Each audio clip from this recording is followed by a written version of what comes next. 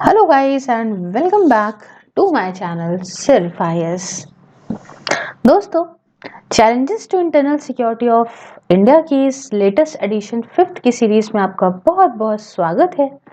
मैं प्रसन्ना आज आपके लिए लेकर आई हूँ चैप्टर नंबर 6।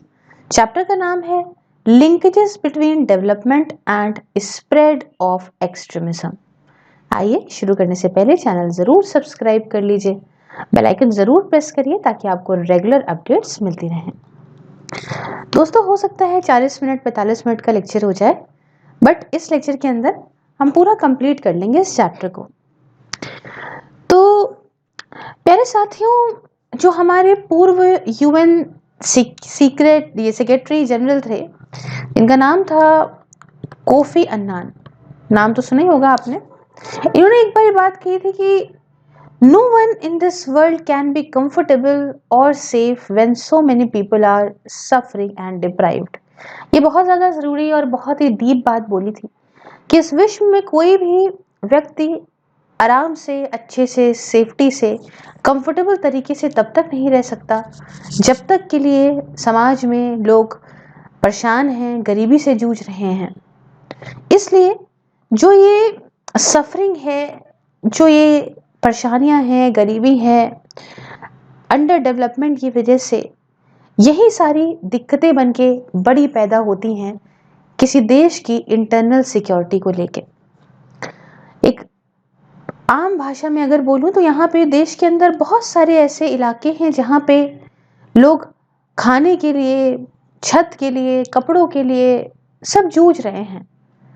वो ये खाना, रोटी, मकान जो कहते हैं ना, ये सारी चीज़ें जो हैं, मतलब खाना, छत, मकान, कपड़े, ये सब चीज़ें जो है ना, ये कुछ ऐसे इलाके भी हैं जो लोगों के लिए लग्जरी में आता है। मतलब बेसिक चीज़ें जैसे कि अच्छी सड़कें, साफ पानी, एक इलेक्ट्रिसिटी का कनेक्शन, ये सब इन लोगों के पास नहीं है। तो ऐसे केसेस में कोई क्या करेगा? इकोनॉमिक अनसिक्योरिटी होने की वजह से, इनसिक्योरिटी होने की वजह से क्राइम, क्रिमिनल, ये सब बहुत बढ़ते हैं और भी दूसरे एंटी सोशल एक्टिविटीज और बढ़ती हैं। तो आज आपको बेसिक से पहले बताती हूँ कि मेजर कंपोनेंट्स क्या होते हैं डेवलपमेंट के। ये मुझे बताने की जरूरत तो नहीं, लेकिन आप फिर भी समझिए, समझदार है कि सबसे पहले तो इकोनॉमिक डेवलपमेंट मैं आपको समझाती हूँ। दोस्तों, अगर मैं इकोनॉमिक डेवलपमेंट की बात करूँ तो एक अच्छा रोजगार, employment, per capita income, industrial development इसके अंदर आता है। फिर आई बात सोशल डेवलपमेंट की, तो दोस्तों जेंडर इक्वालिटी होने की जरूरत है। औरतों का, विमेन का एम्पावरमेंट, सशक्तिकरण बहुत जरूरी है। आपको भिन्न भिन्न प्रकार के लोगों के लिए, दैट मीन्स डाइवर्सिटी की रिस्पेक्ट करने की जरूरत है। बच्चों को एजुकेट करने की जरूरत है, सोशल सिक्योरिटी की जरूरत है। तो ये सब चीजें इसके अंदर आती हैं। उसके अलावा एक पॉलिटिकल डेवलपमेंट की अगर हम बात करें तो इसमें एक अच्छी democracy, political rights, civil liberties आते हैं। इसके अलावा अगर मैं ह्यूमन डेवलपमेंट की बात करूं तो उसमें आता है हेल्थ, एजुकेशन, ह्यूमन राइट्स। एक इंसान अपनी जिंदगी इज्जत से जिए, life with dignity, self esteem. इसके बाद आता है इंफ्रास्ट्रक्चर डेवलपमेंट। इंफ्रास्ट्रक्चर डेवलपमेंट की अगर हम बात करें तो दोस्तों उसमें आता है आपका transport, communication, highways, rail networks, telephone connectivity, cyber broadband networks, ये सब कुछ आता है। इसके साथ अगर मैं आपको सस्टेनेबल डेवलपमेंट की बात करूं तो सस्टेनेबल डेवलपमेंट में ecological safety, environmental protection, biodiversity preservation, ये सारी चीजें आती हैं। और आखिरी में आता है अपना एडमिनिस्ट्रेटिव डेवलपमेंट। एडमिनिस्ट्रेटिव डेवलपमेंट की अगर मैं बात करूं तो एक अच्छी गवर्नेंस और पब्लिक सर्विसेज का एक टाइम बाउंड मैनर में डिलीवरी। हाँ, अब ये नहीं कि हाँ बस करवा देंगे, चीजें लोगों को समय से मिल जाए। आम जनता का पार्टिसिपेशन, सरकार के साथ पारदर्शिता, दैट मीन्स ट्रांसपेरेंसी, अकाउंटेबिलिटी, कि जो भी ऑफिसर जो भी काम करता है उसके लिए वो लायबल हो, अकाउंटेबल हो। और प्रो पीपल गवर्नेंस बहुत जरूरी है, क्योंकि अगर सरकार लोगों के प्रति, लोगों के लिए चीजें करती है तो ये बहुत ज्यादा अच्छा होता है। अब दोस्तों, इसी के साथ अगर अलग अलग कंपोनेंट्स के बीच में कोई भी इम्बैलेंस देखने को मिलता है डेवलपमेंट में, तो इसकी ही वजह से समाज में दिक्कतें और इवन एक्सट्रीमिज्म का जन्म बहुत तेजी में होता है। फॉर एग्जाम्पल, जैसे पिछड़े इलाके में समझ लें, और मान लीजिए ट्राइबल एरियाज की अगर हम बात करते हैं जहाँ ट्राइब्स रहती हैं, तो अगर डेवलपमेंट को सिर्फ आप वहाँ पे इस तरह से लेते हो कि आपने माइंस वहाँ पे ओपन करी बढ़िया अपने फायदे के लिए, हाँ, तो या डेवलपमेंट रोड्स का या रेल्स का बिना किसी सोशल इंफ्रास्ट्रक्चर में डेवलप करे, जैसे हॉस्पिटल बिना बनवाए या स्कूल बिना बनवाए, तो इससे क्या होता है ना कि ट्राइबल्स को ऐसा लगता है, और ये बात सच भी है, कि उनको एक्सप्लॉइट किया जा रहा है, सिर्फ उनके रिसोर्सेज का यूज किया जा रहा है। तो गुस्से की भावना, नेगलेक्ट की भावना, यही सब भावनाओं को ये नक्सल्स इनका फायदा उठाते हैं और इन्हीं सीधे साधे ट्राइबल्स को भड़का के अपने झांसे में फंसा के नक्सलिज्म को और बढ़ावा देते हैं। तो आई होप आपको मेजर कंपोनेंट्स समझ में आए होंगे।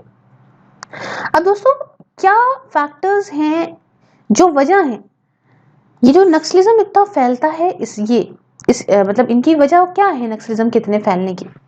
देखिए, जो फैक्टर रिस्पॉन्सिबल हैं इस एक्सट्रीमिज्म के, इस लड़ाई दंगे के फैलने के, उसमें बताती हूँ। सबसे पहला तो है दोस्तों, अभी एक पिक्चर आई है, मैं इस पे वीडियो बनाना चाहती थी, मुझे समय नहीं मिला।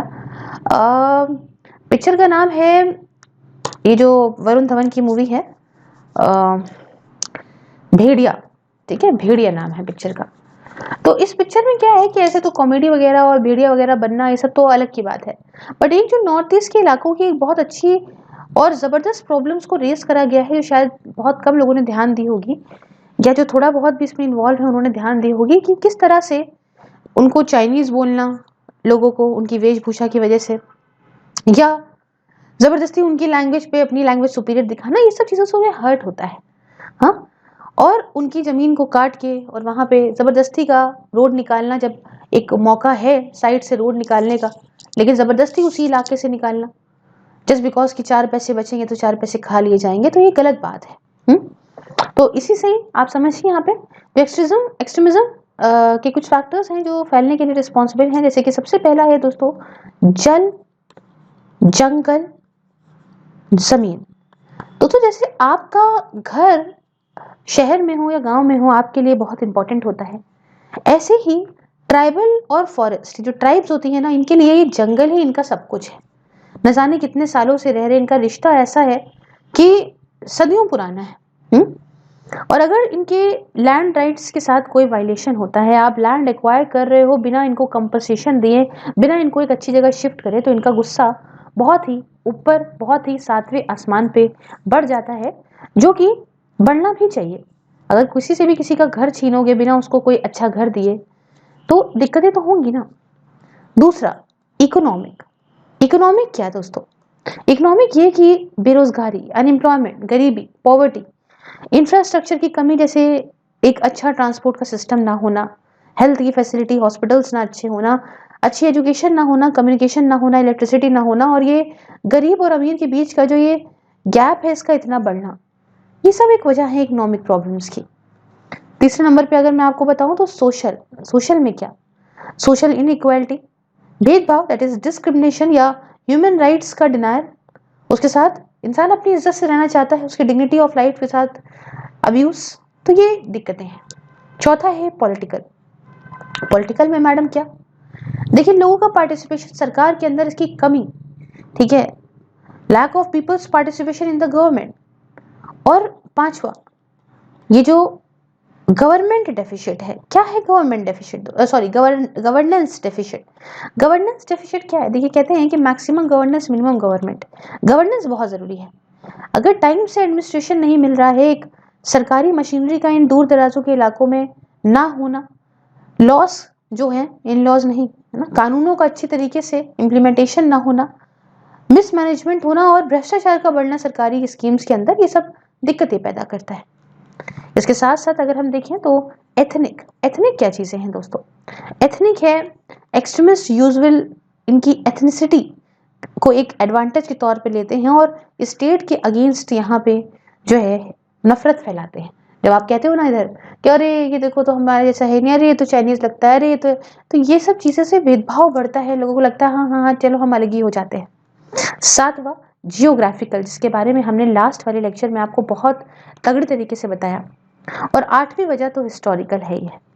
अब देखिए दोस्तों, यहाँ पे अगर मैं आपको स्टार्टिंग की 3 चीजें बताऊं, जैसे जन जंगल जमीन, इकोनॉमिक और सोशल, ये सब डेवलपमेंट की कमी की वजह से होते हैं, डायरेक्टली इनकी वजह से ही एक्सट्रीमिज्म होता है दोस्तों। उसके साथ पॉलिटिकल और गवर्नेंस की कमी की वजह से, ये देखें तो ये मेन वजह नहीं है, रूट कॉज नहीं है, बट हाँ, जो ऑलरेडी मन में जो ज्वाला जग रही थी उसे बढ़ावा देने का काम करती हैं ये चीजें। हाँ, वो अपना प्रोपोगंडा और बढ़ाते हैं एक्सट्रीमिस्ट। और इसके अलावा अब जो आखिरी में एथनिक, जियोग्राफिकल और हिस्टोरिकल फैक्टर्स होते हैं ना, इनको तो मैंने आपको पहले ही बताया कि क्या इतना बढ़ावा देते हैं, ठीक है ना। ये तो डेवलपमेंट से बिल्कुल रिलेटेड नहीं है, लेकिन ये इतिहास से रिलेटेड है, ये तो हमने आपको समझाया ही है।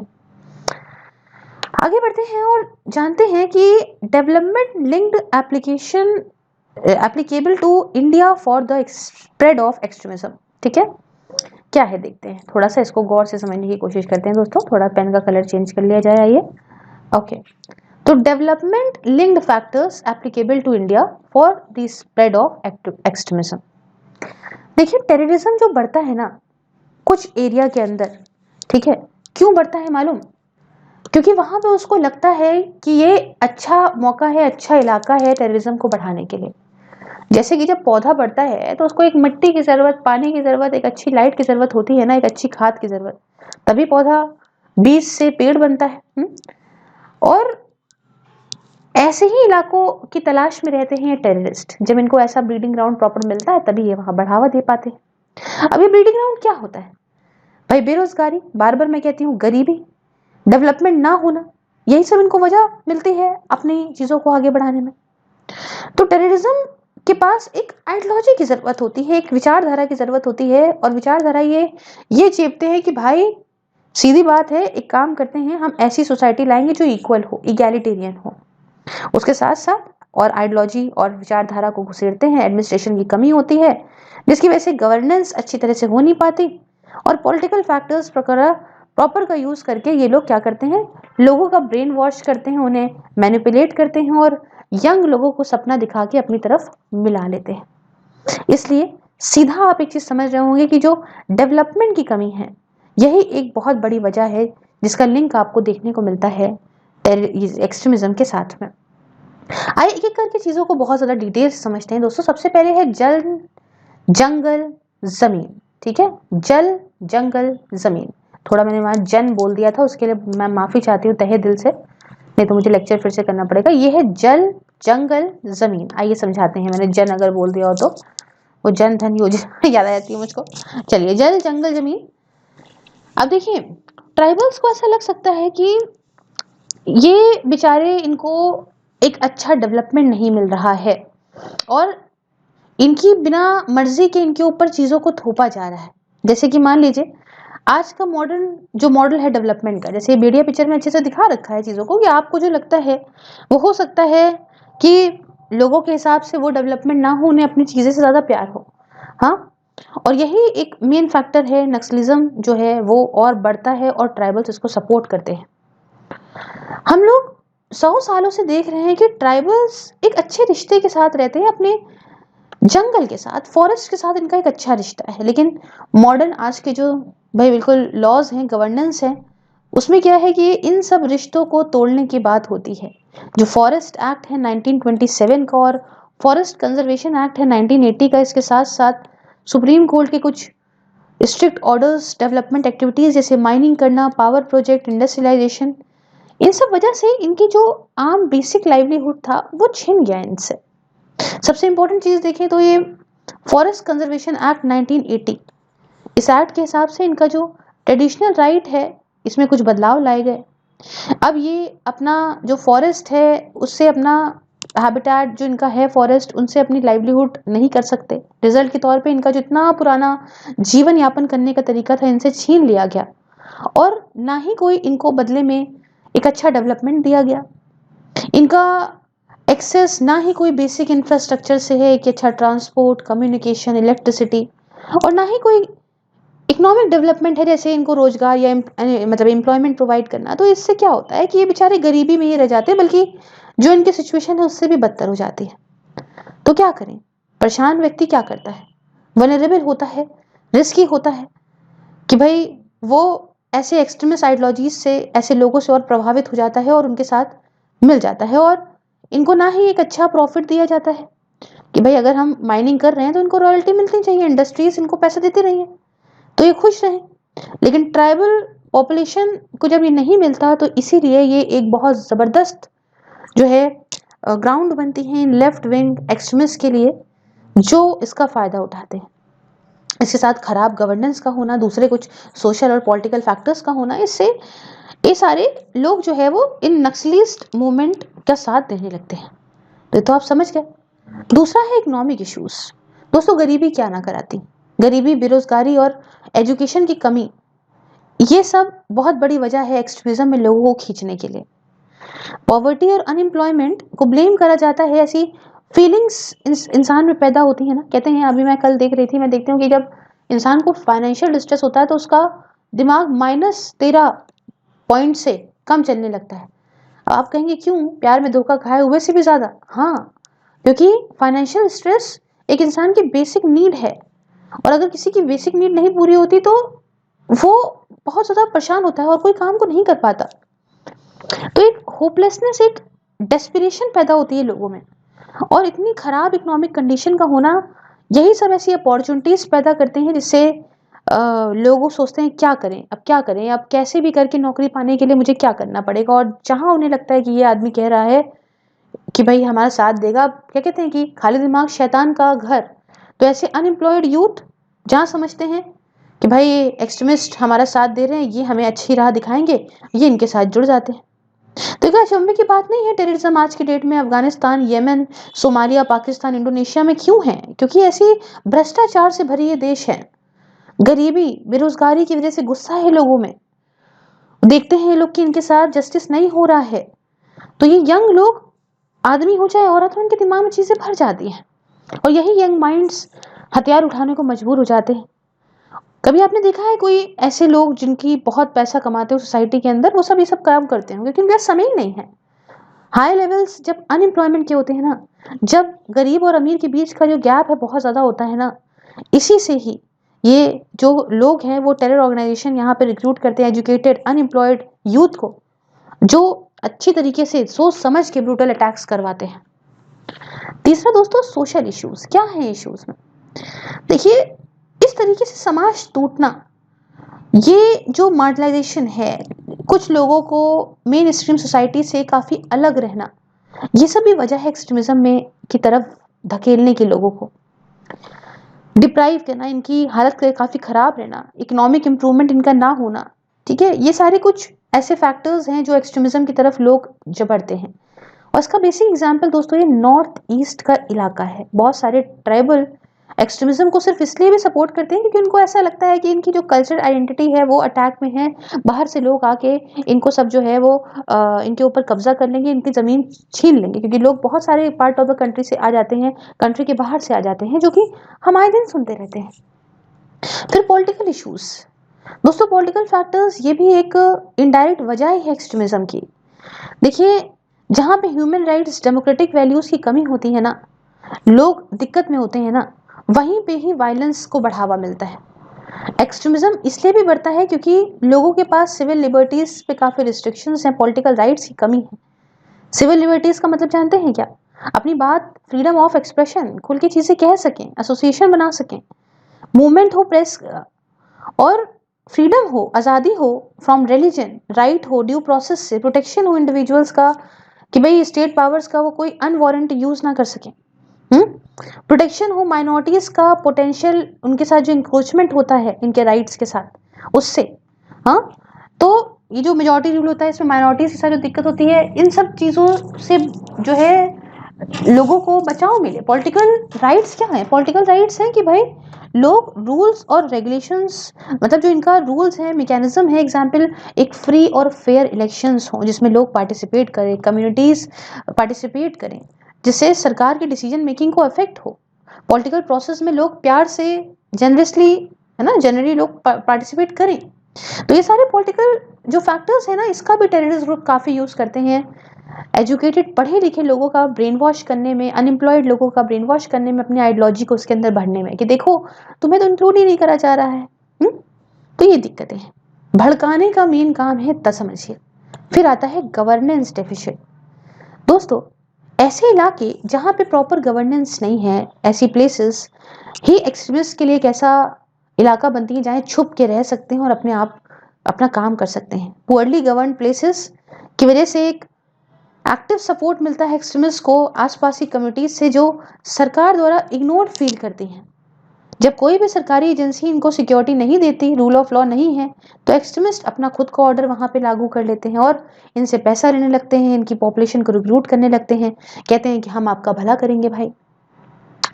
अब देखिए, regarding the link between extremism and governance, एक अच्छी डेमोक्रेसी, एक स्टेबल डेमोक्रेसी इन दिक्कतों को दूर कर सकती है।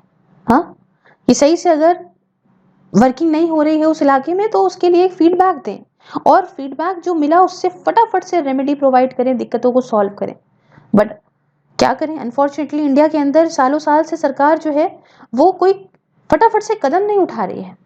तो लोगों को ऐसा लगता है कि दुख दर्द ट्राइबल्स के जो है, नॉर्थ ईस्ट के और दंड कन्या रीजन के इग्नोर्ड हैं। ये सोसाइटी अच्छी गवर्नेंस को रिस्पेक्ट नहीं करती, इसलिए that is not transparent, accountable, and does not respect the rule of law, find it difficult to achieve sustainable development. क्यों? क्योंकि जो गुड गवर्नेंस और जो कन्फ्लिक्ट के बीच में जो ये लिंक है वो सही नहीं है। एक अच्छा डेवलपमेंट जो होता है ना, उसकी वजह से ये दिक्कतें सॉल्व होती हैं टेररिज्म के साथ की। तो गुड गवर्नेंस की बहुत ज़रूरत है अगर सस्टेनेबल डेवलपमेंट पाना है, और हमें ये एटलीस्ट मतलब मैनेज टू अवॉइड, और एटलीस्ट मैनेज कर सकते हैं आप कन्फ्लिक्ट्स को, जैसे टेररिज्म को।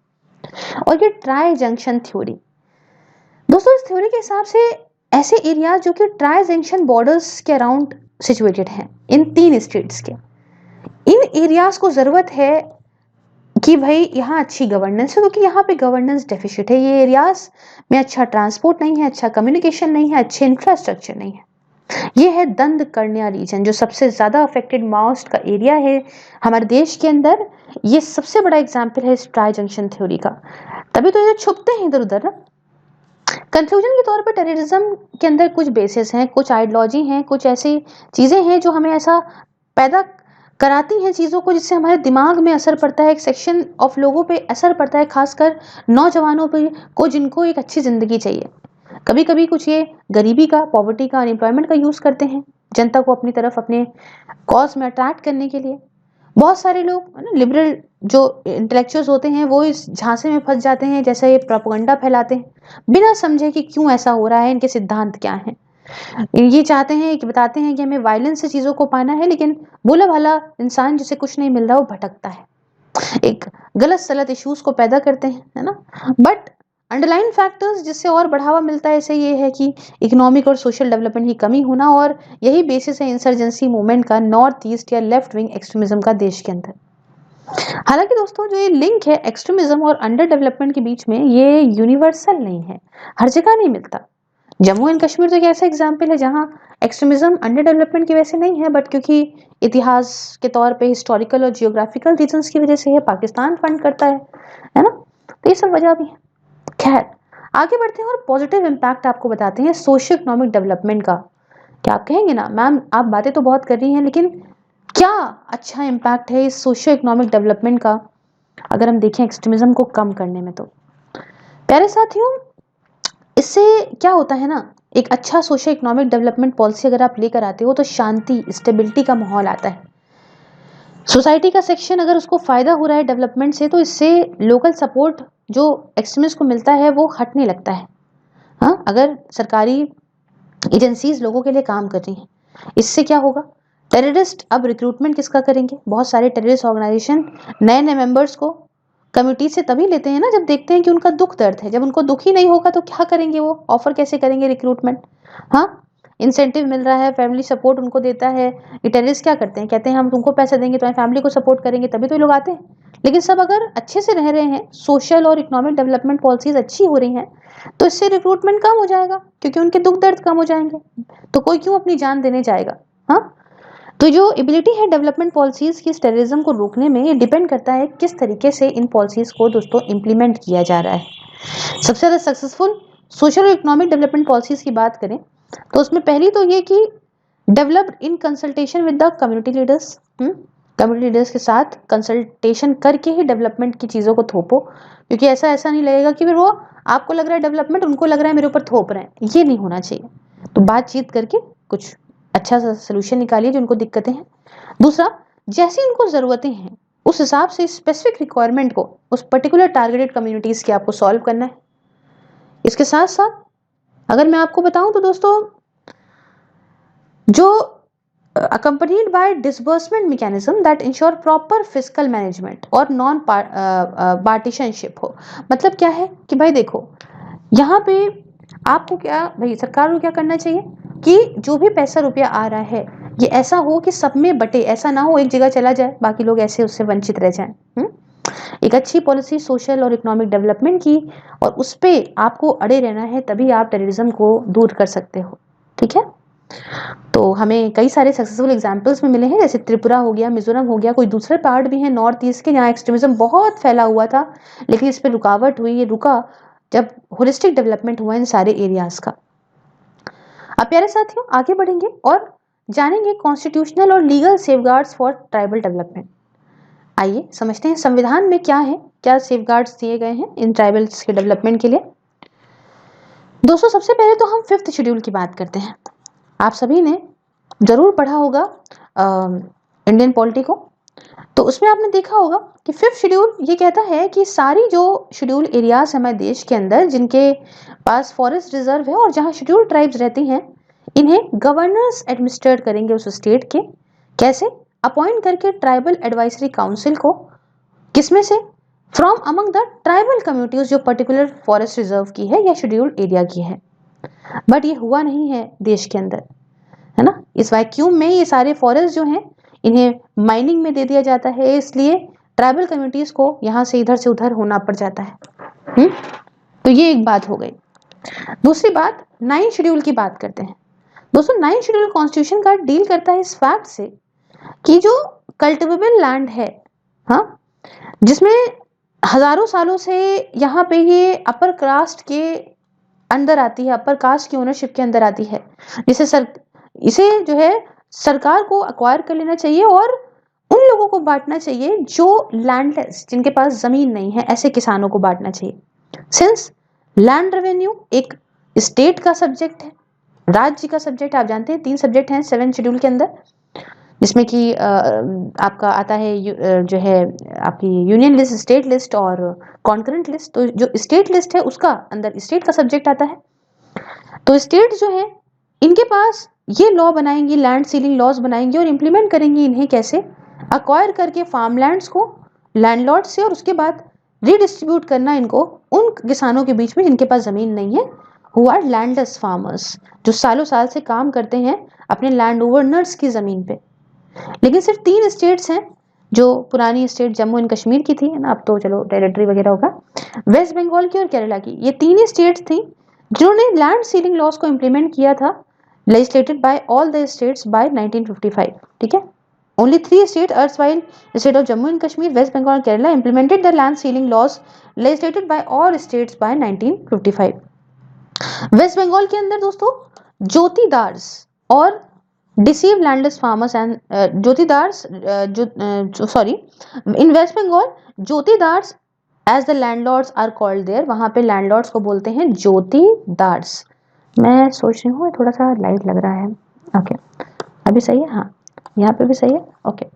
तो ना वेस्ट बंगाल के अंदर ये बोलते हैं ज्योतिदार। ज्योतिदार किसको बोलते हैं वहां बोलते हैं लैंडलॉर्ड्स को। इन्होंने कोशिश करा कि किसी तरह से लैंड रिकॉर्ड्स को मैनिपुलेट करें और चकमा दें लैंडलेस फार्मर्स को, सरकार को, और इसकी वजह से क्या हुआ कि विलेज के अंदर नक्सलबारी बहुत ज्यादा चीजें बढ़ने लगी, lead by communist party of India, Marxist Leninist, और एक फैक्शन कम्युनिस्ट पार्टी का जो था, देखा जाए इंडिया का ये जो एक फैक्शन था, ये इसकी मतलब I am so sorry I explain it wrong. तो क्या हुआ कि जब इन्होंने मैनिपुलेट करने की कोशिश करी यहाँ पे, तो इसकी वजह से क्या हुआ कि यहाँ पे भाई अपराइजिंग हुई विलेज के अंदर, कॉल्ड नक्सलबारी।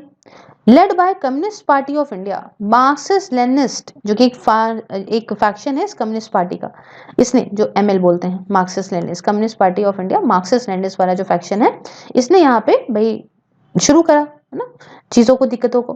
केरला के अंदर लैंड सीलिंग को सक्सेसफुली इंप्लीमेंट करा गया नॉन हिली डिस्ट्रिक्ट में, एंड इसकी वजह से जो माउस्ट का नक्सलिस्ट, जो नक्सलाइज थे, माउस नक्सलीज थे, वो रुके कि वो एक रेवोल्यूशन यहाँ पे जो है ऑर्गेनाइज नहीं कर पाए। ठीक है।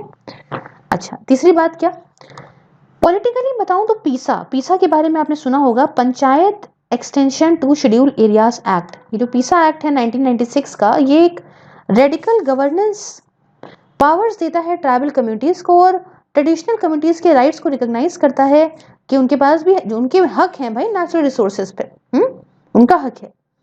ना ही सिर्फ ये customary law, social and religious practices की वैलिडिटी को एक्सेप्ट करता है, traditional management practices of community को, कम्युनिटीज रिसोर्सेज को भी एक्सेप्ट करता है, बट साथ में राज्य की सरकारों से ये भी कहता है कि आप कोई ऐसा लॉ नहीं बनाएंगे जो इन सब चीजों के खिलाफ हो। भाई वो वहां पहले से रह रहे हैं, उनका उन चीजों पे हक है।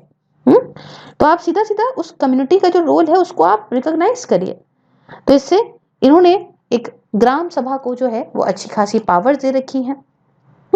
तो भाई वही लॉ मेकर्स के हिसाब से काम करते, तो भाई इससे क्या होता है कि ना लोगों को लगता है हमारी चीज छीन नहीं रहे हैं। ग्राउंड रियलिटी लेकिन देखें तो अभी भी अलग है।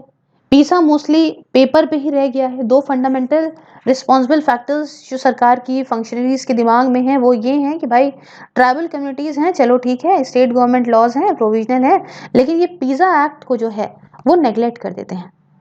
और पीसा एक्ट जो है ये है रूरल एरियाज के लिए, बट सेम तरह के लॉ अर्बन शेड्यूल एरियाज के लिए वो कभी भी डिबेट नहीं करे गए, लाए नहीं गए। और स्टेट की जो गवर्नमेंट है इसका फायदा उठाती है, फटाफट से माइनिंग का क्लियरेंस, इंडस्ट्री का क्लियरेंस, यही ना, पैसा मिलेगा उसको सब क्लियरेंस करा लेती हैं ये।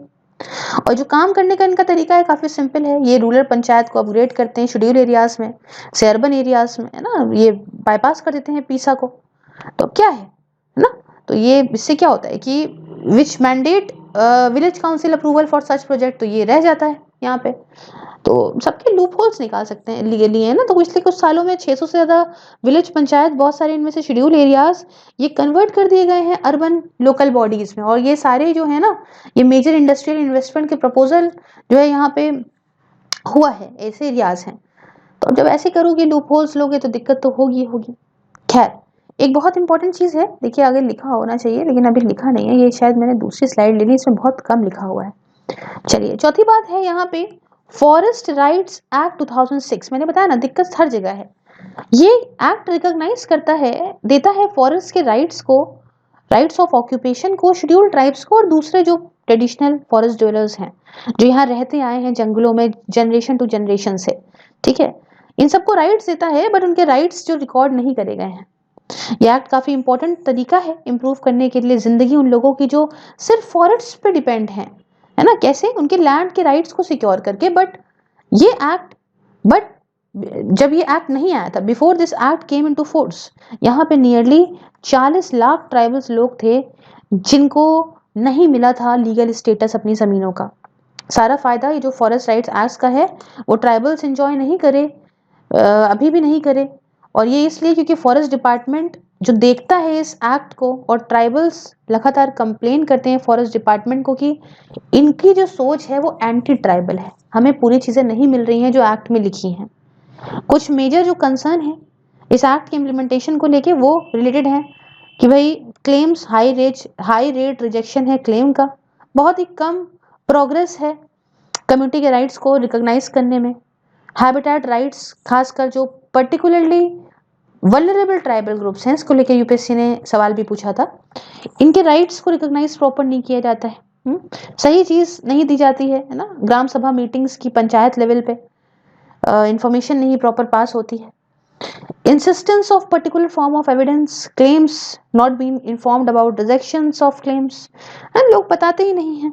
इनएडिक्वेट अवेयरनेस है, जागरूकता की कमी है, तो ये दिक्कतें हैं। उसके साथ 5वें नंबर पे अगर हम देखें तो आता है प्रिवेंशन। आपने सुना होगा prevention of atrocities on SC या एसटी एक्ट। ये एक्ट क्या है? ये एक्ट है 1989 का। इसे लाया गया था 30 जनवरी 1990 से फोर्स में आया था और मेन इसका उद्देश्य क्या था, नाम कहता है कि भाई तुम किसी भी तरह का जुर्म against the members of SC और एसटी नहीं करोगे, है ना।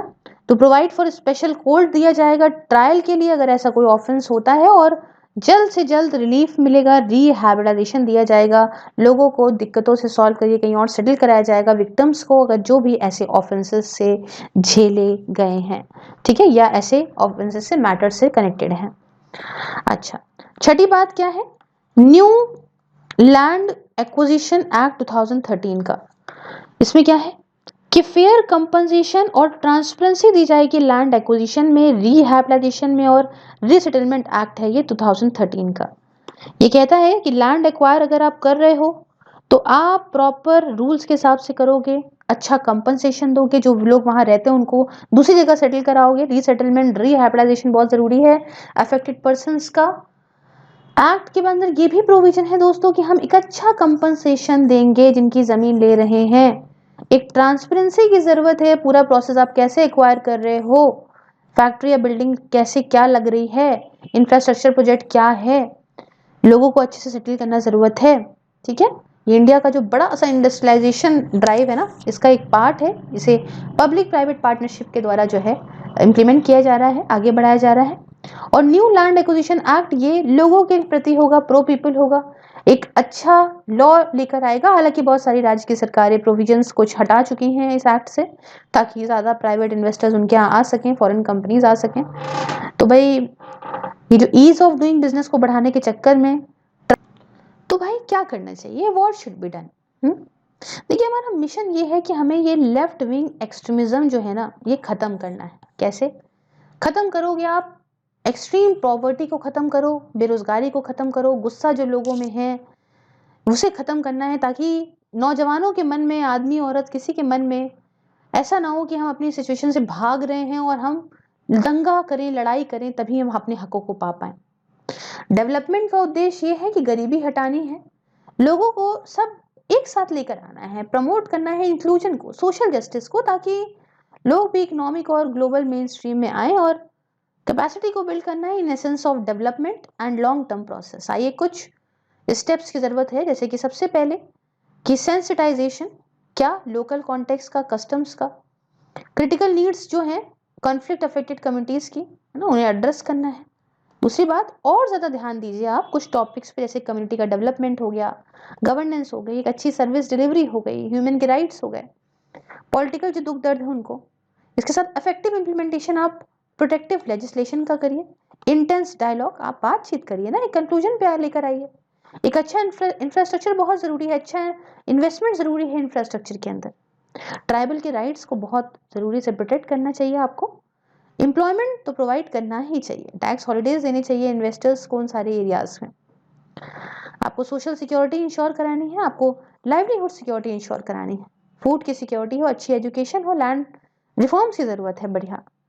आप प्यार से बात करिए, एक्सट्रीमिस्ट के साथ में कंस्ट्रक्टिव डायलॉग करिए, बातचीत करिए, देखिए क्या हो सकता है, और सबका विकास हो, सबकी प्रॉस्पेरिटी के लिए काम करना है, एंटी करप्शन एफर्ट आपको उठाने, और ये पॉलिटिकल मोबिलाइजेशन आपको खत्म, मार्जिनाइजेशन आपको खत्म करना है, जो भेदभाव है, सोशल डिस्क्रिमिनेशन खत्म करना है, हाँ, लोगों को दबाना नहीं है, जो ये स्टेट फंक्शनरीज दबाते हैं, वायलेंस करते हैं, ये नहीं करना है, ह्यूमन राइट्स को अब्यूज नहीं करना है, हाँ, समाज में लोगों को दबा के नहीं रखना है, खुल के रखना है, मिनिमम वेजेस तो लोगों को मिले ही, और अच्छी तरीके से लेबर लॉस तो इम्प्लीमेंट हो ही हो, तभी लोग आगे बढ़ेंगे।